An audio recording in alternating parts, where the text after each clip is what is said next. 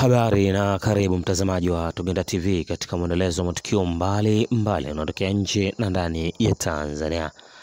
Kubwa hii leo, mahakama ya wilaya Sengerema mkoani Mwanza imemhukumu Lucas Maselele mwenye umri wa miaka 56, mkazi wa kijiji cha Lugata, kwenda jela miaka 30 baada ya kukutwa na hatia ya kumbaka mjukuu wake mwenye umri wa miaka 13.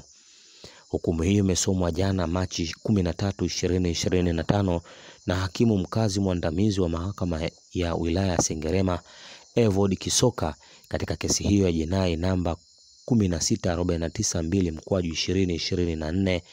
Awali mwendesha mashtaka wakili wa serikali Nyamhanga Tisoro alieleza mahakama kwamba mshtakiwa alitenda kosa hilo Juni 4, 2024 katika kijiji cha Lugata wilaya ya Sengerema kwa kumbaka mjukuu wake wakati mke wake ameenda msibani, mpaka alipofumaniwa na mke wake akifanya kitendo hicho kinyume na vifungu vya 130(1)(2)(e) pamoja na kifungu cha 131(1) vya sheria ya kanuni ya adhabu sura ya 16 marejeo ya mwaka 2022.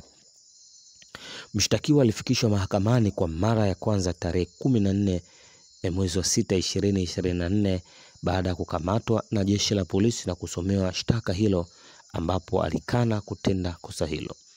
Upande wa jamhuri ulileta ushahidi wa shauri lilianza kusikilizwa katika mahakama hiyo leo jana Machi 13, ambapo mshtakiwa alijitetea na kuomba mahakama imwachie huru akidai ni njama tu zilizotengenezwa na mke wake.